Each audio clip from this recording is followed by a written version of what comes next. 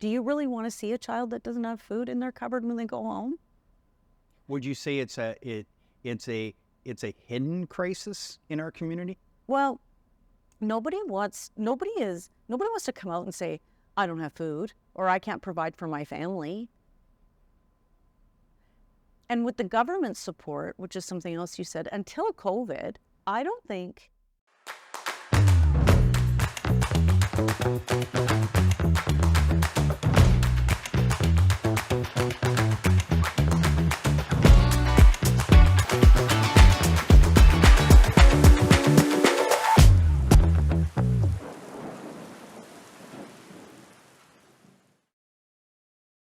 Welcome, everybody, to another edition of the Crisis Store. This is our first edition of the 2024 season, and we're really excited to have you here tuning in with us. And today we're going to be talking with Bernadette Siracky of the Kamloops Food Bank. Bernadette, welcome. Thanks for joining us. Thank you for the invitation. Yeah. So the food bank, obviously, I think the food bank is probably one of those organizations within our community that gets a really good feel, litmus test, as it were, of the crises, the collective crises in our community. Mm-hmm. And you probably have a better feel for where we're at than most. But let's just roll back the clock for a second. We were just talking when you first came in about the food bank and how long you've been the executive director of the food bank. You can tell me a little bit about your role at the food bank and how long you've been there. Well, we were just reminiscing a little bit because I met you when I first started the role 15 and a half years ago, which has gone by very quickly in many ways. The food bank was at a very different place then, 15 years ago. It started out as a grassroots organization in Kamloops in 1988. And when I started in 2008 at the food bank, it was in a building that really required some attention. We didn't have a waiting area for clients. They waited in a parking lot. We served them in a northern trailer. And we didn't have processes in place to attract consistent funding or consistent food sources. So there was a lot of work to be done. We were living day to day at that point, and weren't sure how much longer we could, exist. So we were definitely a struggling not-for-profit. We were doing important work, and had just started a fledgling food recovery program that was actually unheard of at the time. So for those people that don't know, food recovery, what is that? Well, at that time, the words food security, food waste, food insecurity, they really weren't on people's radar the way they are today. And food recovery was a very new idea of gathering close-dated product from retail grocers. So not from, buffets or restaurants that already cook food. It was perishable product like milk, eggs, meat, produce, bread, etc. that was about to come to date. We gather it and distribute it to people.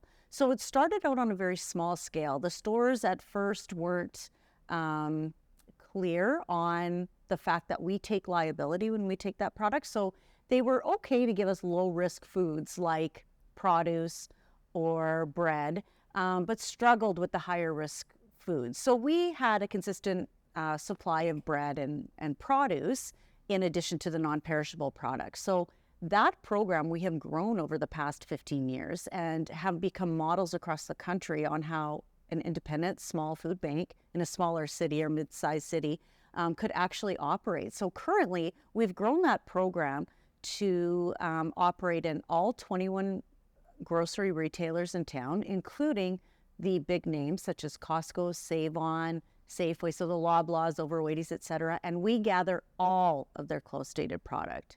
Like I said, meat, dairy, bread, deli, and we give it to, last year we served 13,000 unique individuals that could come up to once a week. 13,000. The number has increased 45% from the year prior. So in 2023, we served 13,000 unique individuals who could come to our food bank once a week for healthy food. And I'll talk to you about that. So, they're getting their choice of really healthy food once a week. And we serve 53 agencies in town that make meals, 13 of them in the school district. And the other 40 are church-based programs like Pit Stop, Boys and Girls Club, several other programs in the city through Ask Wellness as well. So what we decided to do back those 15 years ago is we couldn't be the solution for every issue that walked in our door. And we had to be very clear to focus on what our mandate was. And that was one of the first things we did, is we focused on two things: emergency food provision and food recovery. And we have become models in both of those. So that's what we've chosen and then we support the meal programs of other organizations in town that are providing some sort of a service, training opportunity, or support to our community's most vulnerable. So we're giving them the food that often comes along, the meals with those types of programs. Can I ask another personal question? Yes. I know that a lot of people, when they're working with vulnerable populations, I volunteered for a number of years with Ask Wellness, and I saw so many people on the front lines, they get burnt out. Mm-hmm. You have been the executive director of the Kamloops Food Bank for almost 16 years. Oh. What keeps you going? So many things. That's a great question. I believe that perhaps having strong boundaries for what your role is, and understanding clearly that we are here to meet a basic need. So in our organization, and that is to provide people food in a respectful and dignified and non-judgmental way. So we cannot believe that we are there to solve the reasons people came to our door. They're so complex. People are coming to us with mental health issues, sometimes diagnosed or undiagnosed, addiction, disabilities. Mental health is really a big reason that people come to our door. Life circumstances, a medical issue. I mean, people are coming to us with a whole spectrum of reasons that bring people to a vulnerable place financially. I mean, that's the one thing that they all share, is that they're all living at or below the poverty line for that moment in time. And whether it's consistent or, just in a life event that has happened. But our job is to treat people respectfully, but we have an interaction with people and we're providing them food, and if we can give them hope and a smile and non-judgment while we're doing it, great. But we have to be cautious that we're not attempting to solve everybody's issue. People aren't coming to us to solve why they need food. They're coming to us to receive food, and we have to be clear in what our role is. We need to support the other organizations and programs that are working with our vulnerable clientele and why they get there, but we have to be cautious to do our purpose and our mandate and focus on that well. And so when we start presenting that way and encouraging our community to join us in doing that, I think that's why we've become almost a magnet for people's compassion in this community and for giving back. We make it easy for our business community to help us do what we do. We open the doors to the youth, to the schools, to the district and youth leadership groups. They are our future. They need to feel comfortable in not-for-profit environments. They need to feel comfortable serving a vulnerable population without judgment. And so I think we get a lot of our success, if you want to call it that, as an organization from our community. Yeah. A hub, a focus for compassion. But what I see in Kamloops is that there's a lot of people with compassion fatigue, right? Right. There's so many crises going on, from homelessness to poverty to mental health to addictions and overdose, and people just losing their minds and starting to yell and screaming at each other online, offline, in person. Or become neutral and numb to it all. Or become neutral and numb, apathetic, just completely tired of it all. how do you maintain that compassion? Where does it come from? Well, And how do we bring compassion back to this community?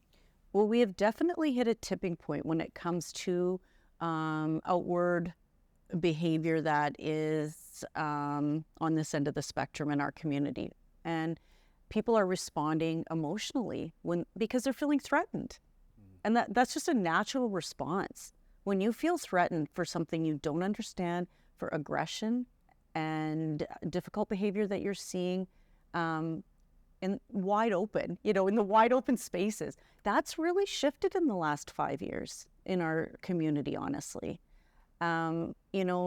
We didn't see it sort of at the rate that we do now, but I think that pattern is across the country, right? And I think it's across the continent, really, is where we're hearing this struggle with cities, provinces, countries, that they are struggling with folks that have found themselves in a transient position, homeless, not being able to meet their basic needs. I think how we keep compassion going at the food bank is everybody finds their own meaning in their own way. So, I could bring in 12 different volunteers here and they'll all have a different story and all have a different reason for volunteering at the food bank, and all have a different purpose that is aligning for them. And I think when you really belong at that food bank, and we all know this, when your purpose finds you there, you feel it. It just resonates. And so volunteers, some of them find purpose in salvaging food. It's not going into the landfill. We are diverting methane gas production in its tracks. It's not even happening, by the millions of pounds. Last year, we diverted 2 million pounds of perishable product from the landfill. We gave it to human beings. And the stuff that was expired, we gave to farmers. 12 farmers pick up food from us for animal feed. And it produces better product in the end, et cetera. But so some people find their value there. Some people find their purpose serving clients. Some people find their purpose modeling for their children what goodness is, and people have to have an outlet for their generosity. People want to give back. They want something meaningful. They work, people work full time. They need something they can do you need to make it easy for them. You make a team building event. They come in and make hampers and serve clients, and then, maybe go for a drink after on a Friday afternoon or whatever and bond as a group. But you need to create opportunities for people to find meaning and value in your organization and with who you work with, and then they will. They absolutely will. They will call us, year after year. They want to bring their business group out at Christmas. They want to bring their child's Girl Guide group, on Monday night. They want to whatever. But whatever that does, they touch an organization and a group of people that they may never touch, without the food bank. The food bank's a very special place. It attracts all the right people, and miracles happen there daily. But we do important work. We are giving people a basic need. And I think sometimes people are looking for solutions to these complex issues that are showing up on our streets, right? In simple ways, like, well, let's just give people a house. Done. Let's give people some training. Oh, and it's all, it's all dealt with. These issues are so complex that if it was an easy answer, we wouldn't be in this situation. It would have been figured out already, right? Like, if somebody doesn't have food in their cupboard, they don't want to go to a cooking class. They don't want to go to learn how to can, the excess from their gardens. If your basic needs aren't met, it's very simple. It's Maslow's hierarchy. Until your basic needs are met, food, shelter, clothing, how do you focus on anything else? And then sometimes these people are coming in with, families and young children. Oh my goodness, then they're worried about them too. I mean, they are literally putting one foot in front of the other. They're like, get to the food bank, get food. They're not thinking about a container garden on their deck. When you first got here, I told you about some of the rabbit holes I went down to prepare for a chance for us to sit down and talk. and just one is screaming in my head right now that I went down. I want to just talk about briefly. I wanted to educate myself a little bit more about food insecurity and all of these different things, and you know, where does hunger come from, and what have we as Canada, you know, done, you know, internationally as well as nationally. One of the things that I discovered, which I was shocked, is that way back in, I think it was 1948, Canada ratified a United Nations bill about sort of basic human rights, one of which being, you know, the right not to go hungry. And this is something that, you know, Canada helped right into sort of the basic human rights that Canada accepted. So what struck me is, you know, if we are as Canadians, you know, if we are making it a law for Canadians not to go hungry, how come we still have hunger in Canada? Oh boy, I could talk about that for the next hour. Okay. Of course, that is an easy thing to agree to because it's the right thing. People should not be hungry. But then there's almost this victim blaming thing that happens, right? So if somebody doesn't have enough money to buy food, that must be, there's something wrong with them, right? I can buy my own food. Why can't you buy your own food? It becomes this judgmental piece a little bit, but still humankind, we should be, you know, feeding people. That sounds right. It is right. It's complex, right? It's on a spectrum. We're providing emergency food. On this side is legislative changes and decisions, like the one that you were saying, right? So we have to give people food while these changes are being made. We also have to educate people, which is about in the middle of the spectrum with food policy and, you know, learning how to cook and your secure food systems locally, et cetera. Nutritional value, right, things of this nature. Right. When you're in this position, you have to work to get to this one, right? Your food needs to be met all of the time. And I mean, this is just a perfect storm that has happened. So we have, you know, unprecedented pressures financially. So what's going on right now financially is affecting everybody. Even people who have a strong disposable income are really feeling this. Like, we're at a tipping point right now. This isn't, oh, everything's normal, this person's hungry, let's give them some food. Everything has gone up. Food prices have gone up triple since, you know, some items 2-3 years ago. COVID has affected supply chain. The supply chain issues that happened during COVID are continuing, you know, they're getting healed. But honestly, that was some of the, you know, beginning of these increases in prices that we've noted. So you have everything going up in price, including food, gas, rent, a housing crisis that even if you can afford rent, you might not even be able to find a place to rent. This is really happening. And gas, and if you can even afford insurance in a vehicle. I mean, people who are living and working at minimum wage cannot afford to live. Even working at a living wage, you don't have a penny extra. And you're right. And then it's like, well, how can this be? And so part of what you said too is this, you wrote to me some questions, and you were talking about the supply chain issues during the most recent atmospheric river and COVID, et cetera, from Vancouver. It did show us how vulnerable we are with our food security here in our food system, and it dramatically affected us at the food bank because I think it was a surprise to us too about how much we depended on Vancouver and, you know, the supply coming from that area. So we were trying to break into other supply chains, but they were already at their max at that time as well. So yeah, we were really struggling to get food, and that just highlighted the fact that, wow, where are we with our food security in our area, in our province, in our country? It scared everybody, I think. And there, you know, anytime you try to go down a path for some answers, it's again complex, and it almost opens more doors and more questions as you go along. I don't know what the answer is. There is hunger. And I think that's something else, is people don't want to look at it. It's hard to look at something that's hard to look at. Do you really want to see a child that doesn't have food in their cupboard when they go home?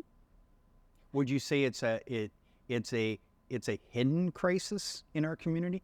Well, nobody wants to come out and say, I don't have food, or I can't provide for my family. And with the government support, which is something else you said, until COVID, I don't think I ever heard really loudly any level of government really celebrating food banks or what they do, or giving us consistent support. So that's something people may not realize either, is that food banks are a social safety net that are not supported, at least up until this point, by government. So we really have been supported by our community. But as the numbers continue to rise, that is becoming very difficult. And during COVID, I remember, because I had already been in the food bank world for, 12 years, I remember literally stopping in my tracks when I heard Justin Trudeau talk about the importance of food banks and how they're really helping people through this crisis. And I'm like, wow, that is a shift. And the provincial government, you can't ignore this anymore. You're right, it's been easy to be a silent thing. Yeah, the food bank will take care of those few people that, that need it. The nice people in the community and the churches will take care of things. But that doesn't cut it anymore, because people are coming to a food bank that have never come before. Our demographic is shifting. We have an increase in every single demographic that come to the food bank. We're a city of not even 100,000 people. In December last year, we had 333 brand new clients that had never come to a food bank in their life. First time. 333 in this small town. And we had over 7,000 visits in December from 4,000 different individuals. If those aren't mind-blowing numbers for a city this size, I don't know. So the government... That's 4 or 5% of our population. More. Almost. Like the government can't turn a blind eye anymore. And I know there's conversations going on with food security and how to organize and what to do, but sometimes you get people involved that when they hear the word, oh, there's funding, sometimes, it takes a while to create perhaps a strong way to deal with that. So the provincial government has, since COVID, given us a small amount for emergency funding. But honestly... Anything from the federal government? During COVID, yes. And I'm not sure how they're going to proceed with this. Foodbanks Canada is sort of the overarching organization. So we're all affiliated, although we're all our individual. We all run individually. We're affiliated with Foodbanks Canada. They do have a lobbyist, and so we keep very strong data on our clients. So we know, every time they come through, they have to go through a check-in process, and we know, how many people in the household, every time they visit, the number the ages, the income source, et cetera. So we provide a very detailed answer list to Foodbanks Canada every March. And so does every food bank in Canada. There's about 1,100 food banks in the Is that anonymous, or is... No. They know who it's from, but they collate that data and they create a report called the Hunger Count Report every year. And this year in particular, or last year, 2023, they just talked about how the alarm bells are ringing, that this is a housing crisis. This is affecting everybody. We need to look at things, the reasons people are coming to the food bank. The healthcare system, boy, mental health in the healthcare system is even worse than a physical health when it comes to, accessing support.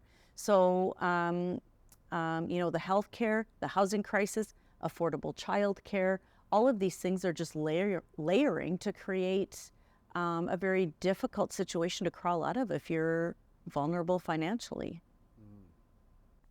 This is the crisis storm.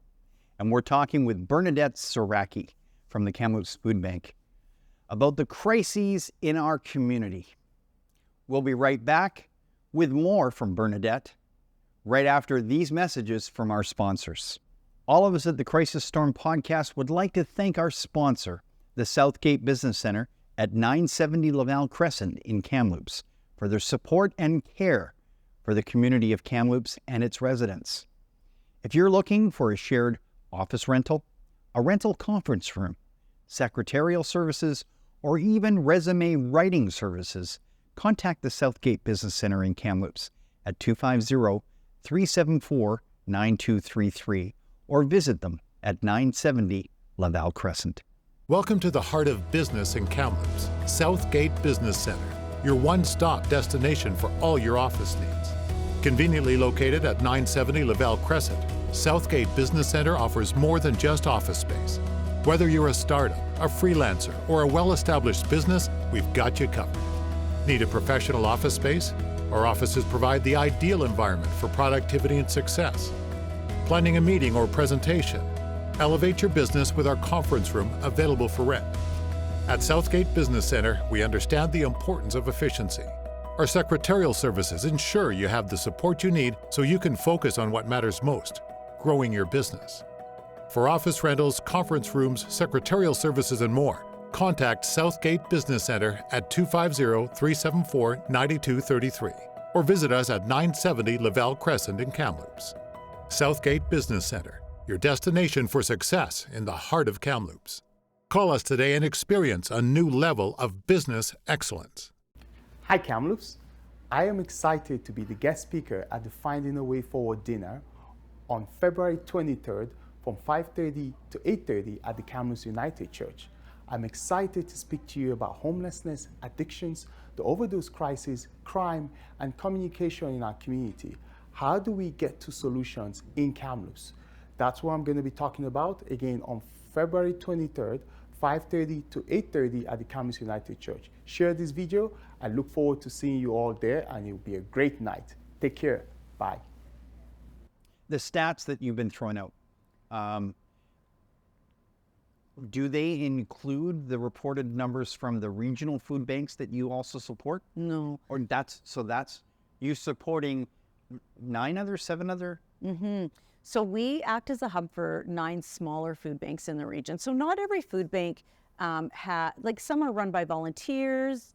They're not all as large and organized as we are. So in essence, last year we distributed about $11 million worth of food to 13,000 individuals, 53 community agencies, and 9 smaller food banks in the region.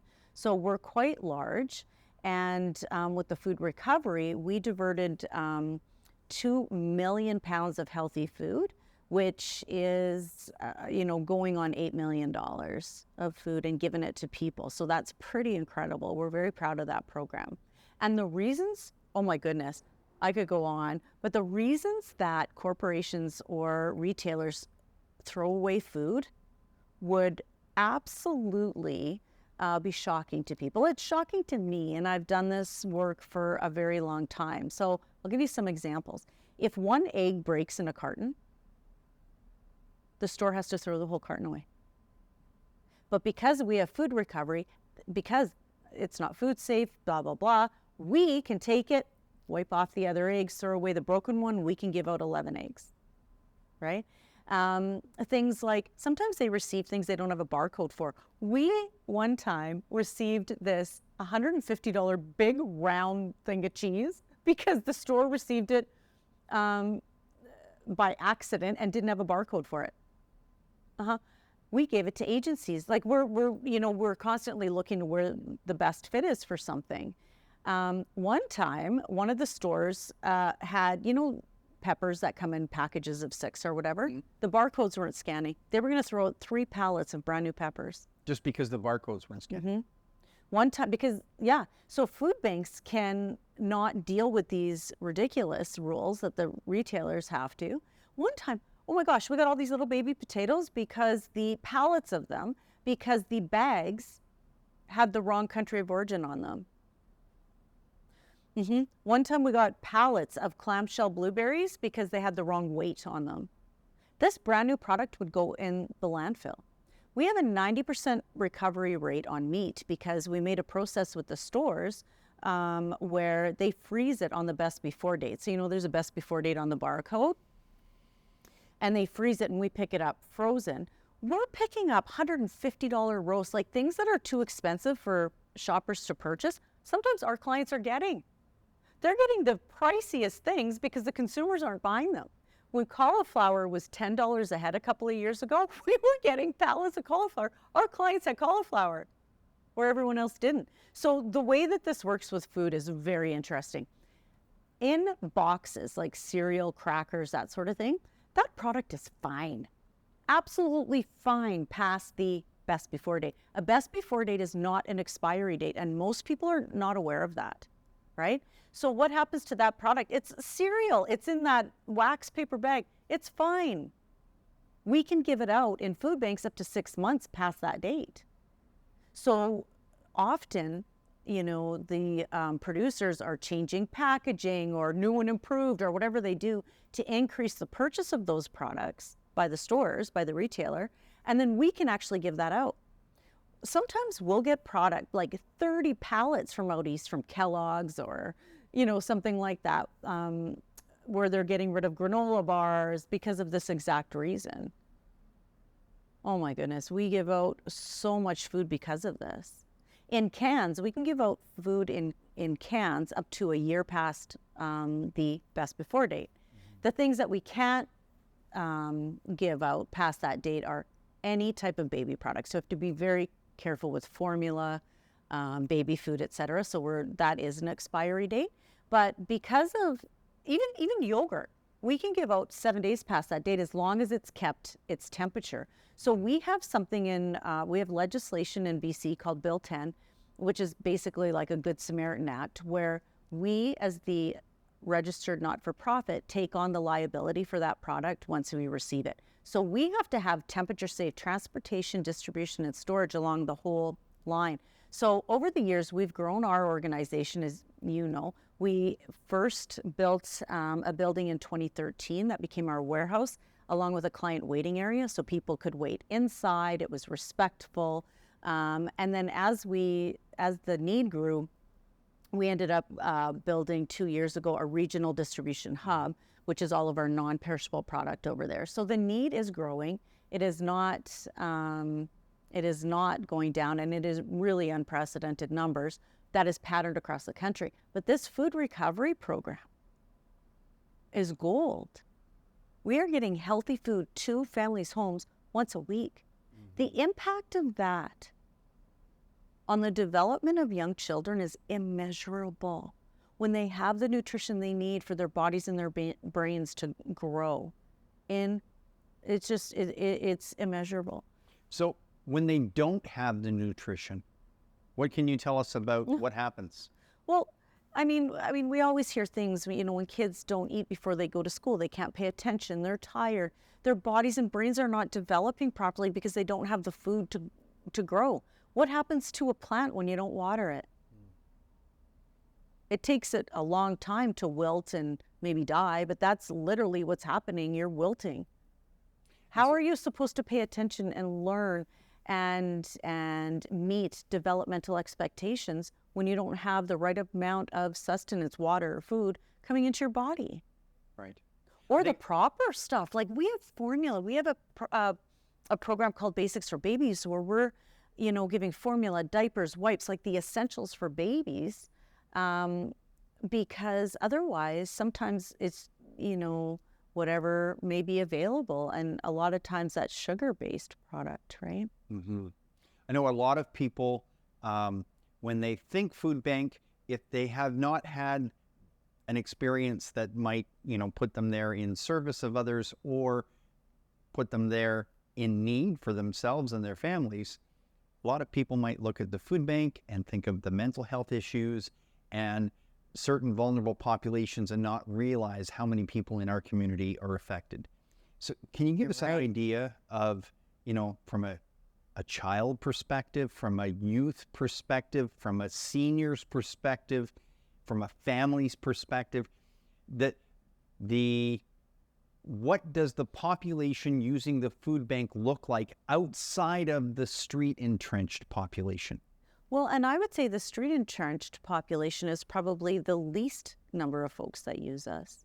That they tend to use day programs or places where they, congregate and stay, and there's some other services offered, such as showers or meal programs, etc. So we do have special hampers for folks that are experiencing homelessness that don't require a lot of cooking.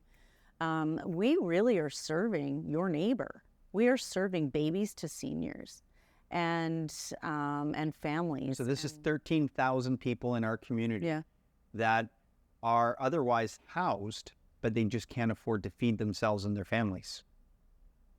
Mm-hmm. Wow. Correct. These are people who, many of them are making their bill payments barely and then don't have any money for food or gas. I had one lady say to me when I have stories for days, but I was walking through the client area and she asked if she could speak to me for a moment, and I said, of course. And she basically told me her story that she had been diagnosed with MS. She lived on her own. She wasn't able to work anymore. And she said, with the disability payments I get, et cetera, if I didn't have this food bank, I wouldn't eat. We had, a lady with 2 young kids whose husband was diagnosed with a terminal illness, and she quit her job and took care of him. You don't know what's around the corner for you. There's a memory of talking to her. But, and that's what I always say to people. If you're in a place in your life where you can give. It could be you tomorrow in that lineup, in a minute, in a heartbeat. You could be in a car accident and have a brain injury and not be able to do anything that you're doing today. Be grateful if you don't have to be in that food bank lineup instead of being judgmental about who's in it. It's just a shift of your own mindset, right? And I think sometimes, like you said, if you've never been to a food bank, you don't even realize who we serve. I often hear that. I mean, the best way to influence people's understanding and to advocate for what we do is to bring them in for a tour. And one of the, the most heard sentences after a tour is, I had no idea. I can't even tell you how many times I have heard that in my time at the food bank. I had no idea. With food recovery, they're like, you should tell people about this. I've been singing food recovery praises across Kamloops and the province and the country for 15 years. But if you're not ready to hear it, then you don't hear it. Sometimes when people come to the food bank, all of a sudden their mind opens up and they're ready to see it and hear it in a different way. Yeah. So we really are in a crisis. We are in a crisis. Is there hope? I mean, on your website, on the food bank's website, sharing food, feeding hope. Yeah, and you talk about the hope for the day when the food bank is no longer needed. Is there hope for that? Well, we have to hope for that because, that's our work daily is giving people what they need today in the hope that tomorrow they don't have to be here. Right? The need hasn't shrunk. It has grown exponentially. Yeah. And it has. One of the things that I'm hearing from, Ian Mitchell, Dr. Ian Mitchell from the emergency room at Royal Inland Hospital, when he came on the show, he talked about the hopelessness he hears, not just from the people coming into the emergency department, but even his own children feel they're living in a society that just feels hopeless. Wow. Where do we go from here? Oh, where do we go from here? Well, I think for me, we have to believe that every bit of positive energy we put out there will grow. Because if we stay mired in hopelessness, that will also grow. There has to be, you never know who you're going to affect by your good acts, but you just have to believe, I think, that those good acts are going to expand. They have to. We can't, if you're in a place again where you can help. Do one good thing for one person. Maybe we need to break down this mountain. Maybe it's like looking at this big mountain saying, okay, that's just too complex. There's nothing I can do about it. But I'll tell you something, the young family who came to the food bank for the first time, yesterday, we did do something good for them. They ate, they felt good about the fact that they were welcomed, right? So I just believe that we have to put one foot in front of the other, do one thing at a time, and we need to keep advocating for what's right. People should have homes. People should have food. How to get there? Complex, difficult, but we can't sit in silence about it. We have to, so what I was saying prior is Foodbanks Canada has a lobbyist that lobbies the government. When we give all of this information to them about why people are using our food bank, well, that's being, collated with 1,100 other food banks who are seeing similar things across the country. And they're lobbying the government for affordable housing, affordable childcare, mental health supports in general. I mean, doing what we can do to just scream from the rooftops, this is what's happening. And on this end of the spectrum is the homelessness piece. And the opioid crisis, I think, has just exploded all of it, like shrapnel everywhere. That crisis, I'm telling you, is hard to see. Well, and it's not just the opioids. It's now all of these other new substances that are that Dr. Mitchell was talking about that they're seeing, which are not even opioids. Benzodiazepines and various different things, and I don't even know. in just incredible quantities that are just he's seeing more and more. And again, all of it is mind numbing. Yeah. It's just numbing to the reality of whatever this person. This is the crisis storm, and we're talking with Bernadette Siracky from the Kamloops Food Bank about the crises in our community. We'll be right back with more from Bernadette right after these messages from our sponsors. All of us at the Crisis Storm podcast would like to thank our sponsor, the Southgate Business Center at 970 Laval Crescent in Kamloops, for their support and care for the community of Kamloops and its residents. If you're looking for a shared office rental, a rental conference room, secretarial services, or even resume writing services, contact the Southgate Business Center in Kamloops at 250-374-9233 or visit them at 970 Laval Crescent. Welcome to the heart of business in Kamloops, Southgate Business Center, your one-stop destination for all your office needs. Conveniently located at 970 Laval Crescent, Southgate Business Center offers more than just office space. Whether you're a startup, a freelancer, or a well-established business, we've got you covered. Need a professional office space? Our offices provide the ideal environment for productivity and success. Planning a meeting or presentation? Elevate your business with our conference room available for rent. At Southgate Business Center, we understand the importance of efficiency. Our secretarial services ensure you have the support you need so you can focus on what matters most, growing your business. For office rentals, conference rooms, secretarial services, and more, contact Southgate Business Center at 250-374-9233 or visit us at 970 Laval Crescent in Kamloops. Southgate Business Center, your destination for success in the heart of Kamloops.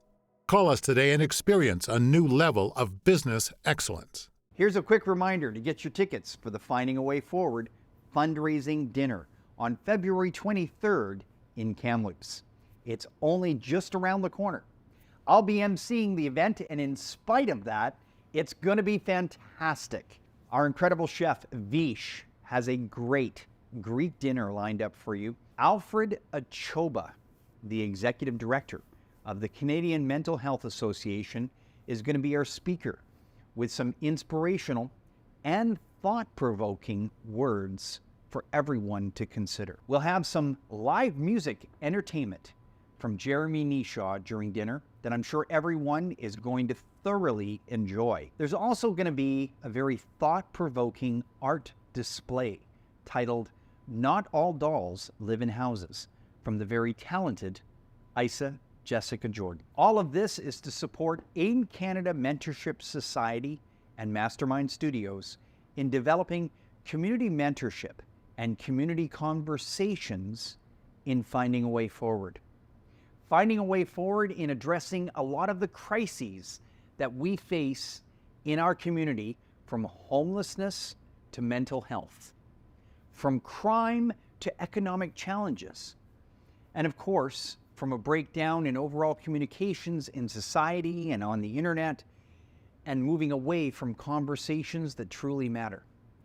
We'll be having a Q&A session during the evening, and there's sure to be some great conversations and discussions. I would love it for you to be there. Join us. Join the conversation. Be part of the solution. Visit findingawayforward.com to purchase tickets and to learn more about this incredible event. Thank you, and I can't wait to see you there. I have another rabbit hole. Okay. One that caught me by shock over Christmas. One that I wasn't expecting. Our partner with this show is AIMCanada Mentorship Society.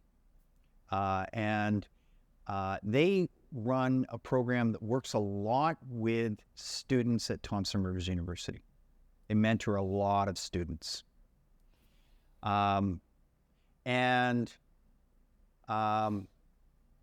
You know, when it comes to international students, I know that it's not cheap for international students to come here.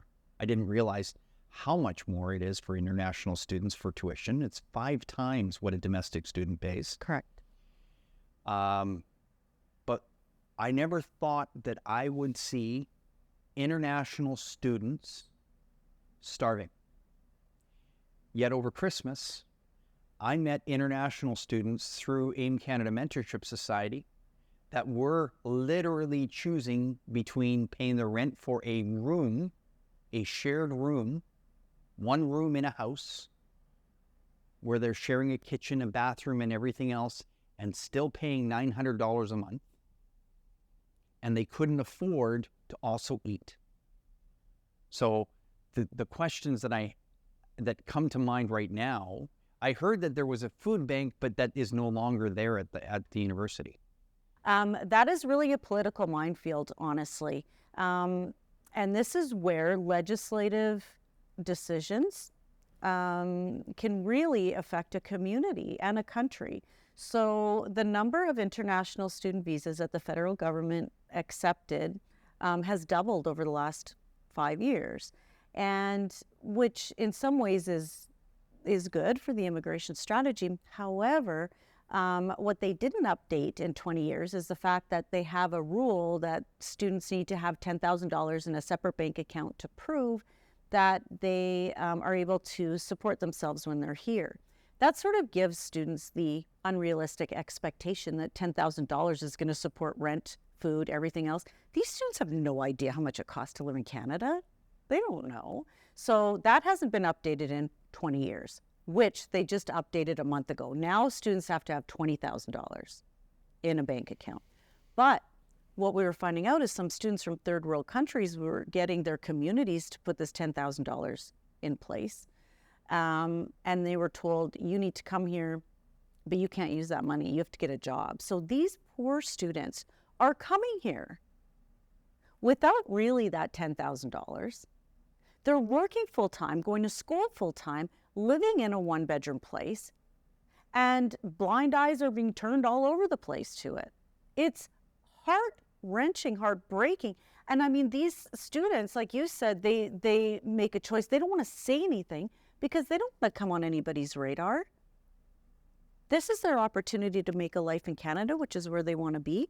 And so they would rather starve than tell you that they're starving. Yeah. It's absolutely horrendous. And, there's been, I don't know what other universities are doing. I think our university is trying to organize something, but they're not meeting the need at all. It is as minimal as it gets. So I don't know what the answer is there, but I do know, like you said, they're to me, they are minimizing the issue. It's a real issue. These students are hungry, and it's not just in Kamloops. It's across the country. And so I just also heard today. I just read. I don't know if you saw this. So I don't know when this is airing, but we're on what, January 17th today or something. The federal government just announced that they're reducing the number of international student visas by 1/3, and they're actually only going to replace the ones whose visas have expired. So it'll be sort of no growth that way. It'll just be replacing sort of what's there. So I feel for these students. I think they don't know what's, they don't know the reality until they get here. Right? And I mean, we've all heard horror stories about some of these colleges in Ontario that were really abusing this system of extraordinarily higher tuition rates for international students. It's really heartbreaking. I think, I don't know the answer to this. All I can say is that this is another example of how legislation can affect, the health, the physical health and ability to eat for people, really. And then a lot of times these students are coming in, and this is not a surprise. There's nowhere to rent, not nowhere, but very few rental possibilities in Kamloops. So these students don't have a place necessarily to rent when they get here, and they are ending up in places with, 10 people in a 1-bedroom place. Mm-hmm. It really does happen. And I think, as in anything in life, if it's not your reality, you don't know about it. Yeah. Or it's not your problem, or you don't pay attention to it. Or it's like the food bank. If you've never come to a food bank before, or like you said, visited in a service capacity, you have no idea what the food bank does, or how much food it gives out, or the people that come there. Unless you come and see it, and it's not a part of your day-to-day reality, you really don't know. You really don't know. If we look at the big picture, from a global perspective, Bernadette, is there enough food in the world to feed everyone? I mean, I only know what I read. Mm-hmm. And there is a lot of food waste. So perhaps our supply chain could be fixed. And I also have read things about soil erosion and the ability to actually produce as much food as is going to be needed. I don't know. Yeah, in my research, one of the things that I'd pulled out is that currently the world food production is 150% over what is needed. That we have the capacity to produce enough food globally, for 10 billion people, and we're at what now? 8? So why are people starving? Exactly. And why are people starving in Canada? A lot of it is probably because of food waste, because of the lack of food recovery. Or distribution points or whatever. I'll give you a local example of this, of what you're saying. During COVID, so this is a very real example, when lockdown happened, although it feels like 100 years ago now, but lockdown happened, restaurants closed. Well, all of these producers in the Lower Mainland of eggs, milk, chicken, etc., the chickens didn't stop laying eggs, the cows didn't stop producing milk. All of this supply was there, but their distribution points had shut down. All the restaurants shut down, all of them. All of a sudden, food banks became the distribution point for this perishable product, right? So singles were coming into the food bank. Every time they came, we were giving them like a carton of 36 eggs every time. Our clients never had more milk, eggs, and chicken than they did during COVID. It was almost limitless, unlimited, because, I mean, of course, it has a limit, but so that's I remember going into the grocery and there was no milk, there was no eggs, there was nothing. Okay, so this is a perfect example of the distribution points, the supply chain, and the decisions we make in that regard. So you know what, the grocery stores perhaps were ordering product at their regular levels for what they could bring in store, but people, the general public, were buying almost double or triple because they weren't going to restaurants. They were cooking all of their food at home. Right. So we were buying more in the stores, right? And then, so just think of all the players in this one example, and the restaurants were closing down, and this is the truth. We had several families who put everything they had into their restaurants. They were giving us their food when the restaurants were closing, that like those first few days, out of their coolers. And then we had 3 families that closed restaurants that came to us as clients 2 months after. They used all their savings. So that's how having the same amount of food, how that affected all of these different players in our community. Mm-hmm. Interesting, isn't it? It is. We felt the similar kind of pain at the studio, and we were up on the hill. Yep. Bonnie Henry demanded that all film studios be shut down in March, and we weren't allowed to turn the lights back on until April the following year. That's 13 months we were closed. But we still had to pay rent. We still had all the overhead. We still had to look after bills and things. We couldn't let pipes freeze and all of that kind of stuff. So and 0 revenues coming in. Again, it's difficult. Coming full circle, small business was able to get this government loan. That now, it just came like final due, pay me. And again, the conversation's coming up, can we even afford to exist anymore? Again, all this time after COVID. In the film industry, we had a repeat of COVID last year. When the actors and writers went on strike, we didn't have one production come to the studio the entire year of 2023. How did you make it? We almost didn't. We moved to this new location to shrink from 20,000 square feet to 2,000 square feet so that we can continue to keep going. If we hadn't moved here, Mastermind Studios would no longer exist, because we just had another year that was identical to our first year of COVID. And again, very complex, has absolutely nothing to do with any decision that you made. No, it all relates to what's going on in the economy. Yeah. Right? Another one of these crises that's impacting everybody, because if it's impacting us, it's impacting our employees, it's impacting their families, it's impacting the businesses that they spend their money at. It's a cascading effect, right? It all rolls down. You know, this has happened 3 times during tours for me, where I've had a business owner that I'm giving a tour to, and then at the end, they almost look like a ghost. And this is and they revealed to me that they saw people that worked for them in the lineup. That was a real eye-opener for some people. So when you just said your employees, yeah.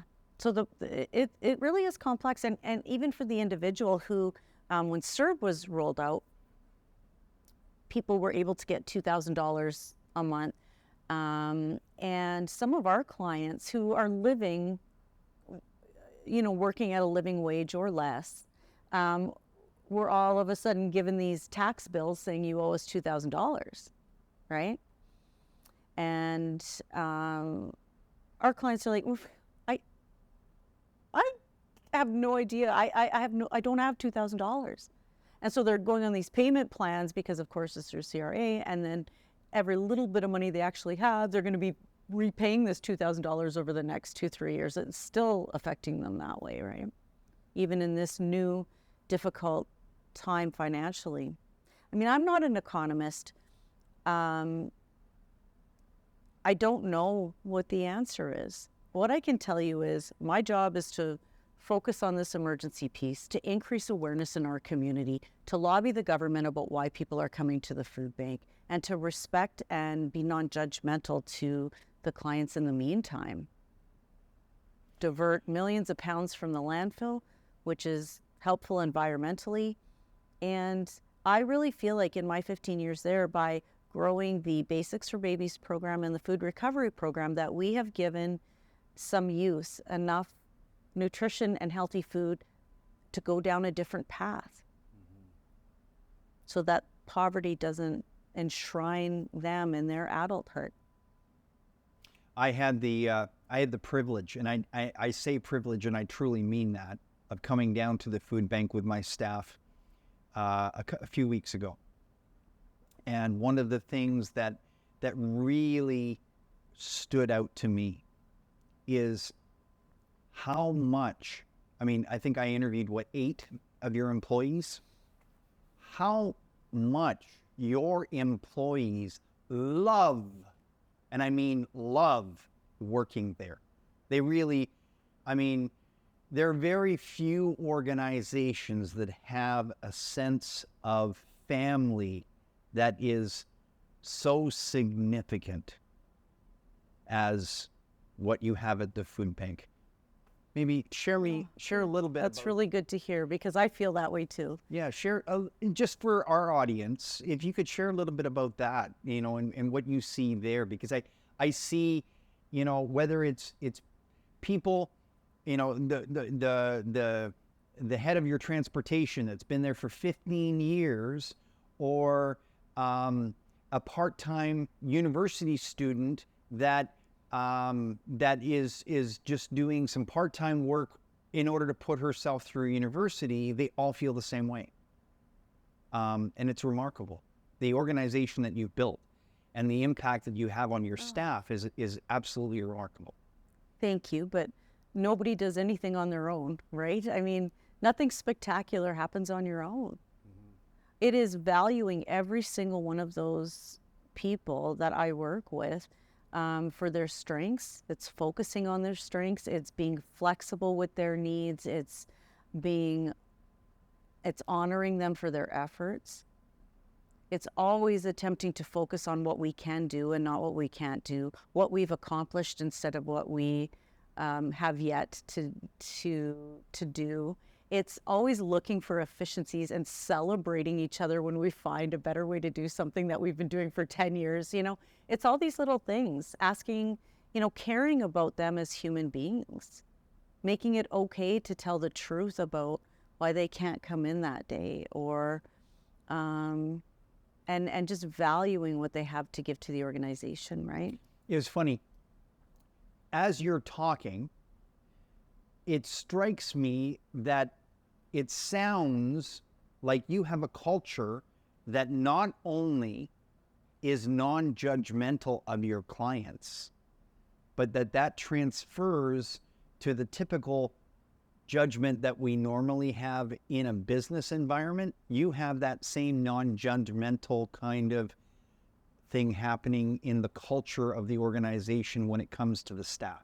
Yeah, you know, that's a good way to put it. I mean, we always say that food bank is such a gift to us because, you know, it gives each of us a platform to be ourselves. You know, it's our purpose, but our strengths are so highlighted, and we're such different people that we often say, you know, it's like just this quilt, you know, that's so perfectly put together, because none of us, likely, when we look at our lives and lives to the point where we started working at the food bank, likely we wouldn't have met.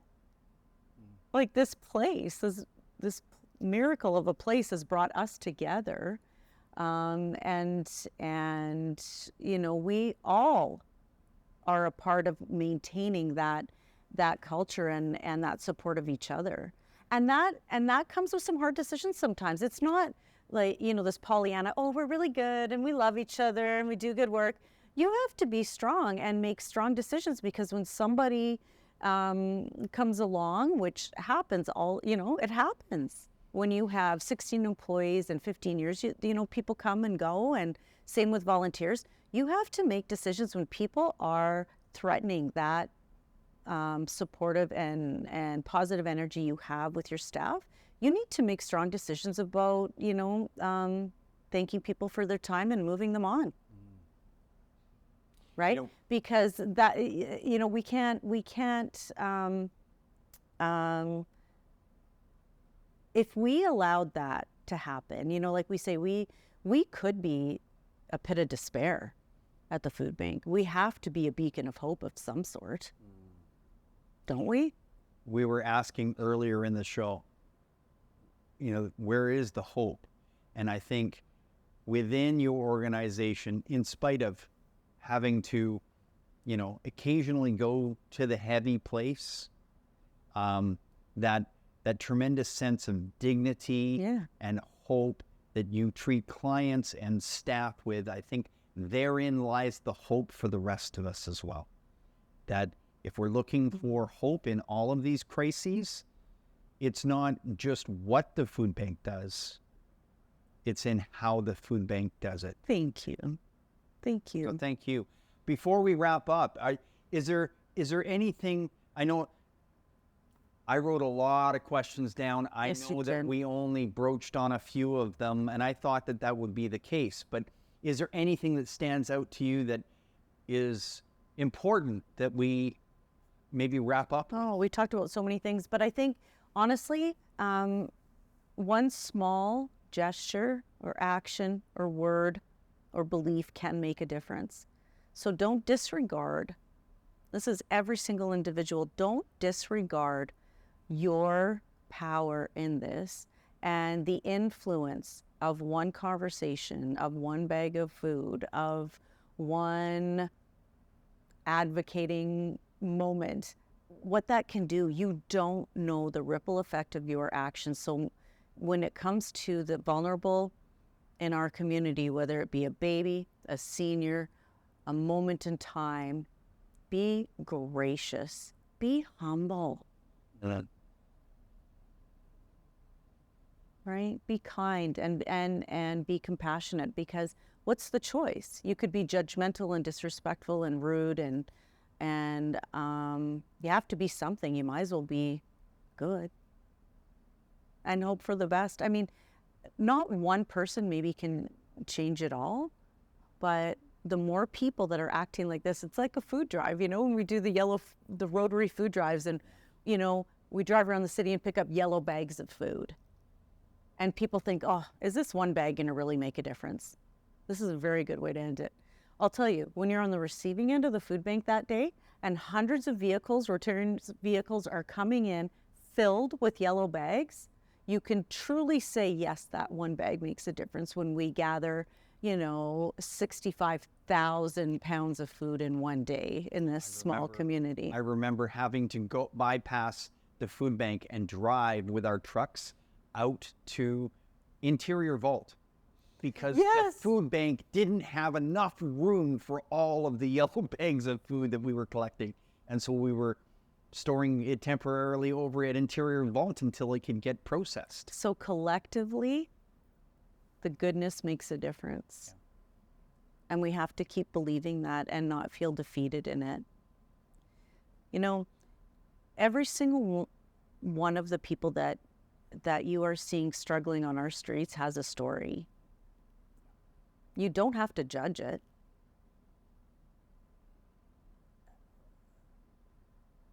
You don't have to judge it. They have a story. And that could be your story too. You don't know. Nobody knows what tomorrow holds for them necessarily. Awesome. Yeah. Bernadette, thank you. Thank you. If people want more information on the food bank, where should they go? Go to our website. Which Give is? us a call. Is KamloopsFoodBank.org. Yeah. Awesome. Thank you for the work that you do, that your staff does.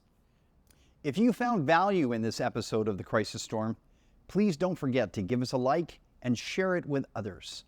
Thank you for joining the conversation and being part of the solution to the many crises we face in community.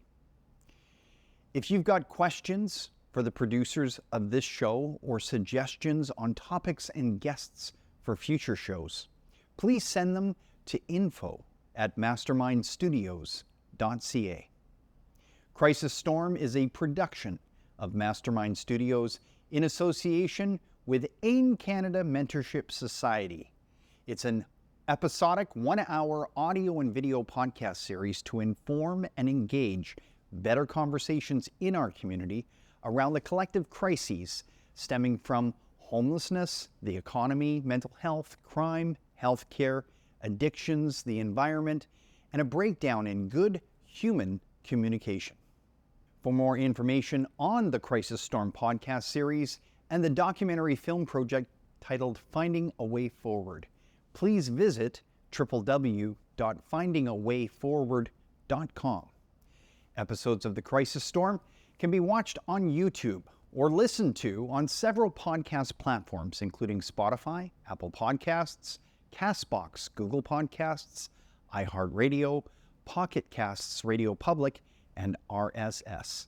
Thank you for joining the conversation and being part of the solution with The Crisis Storm.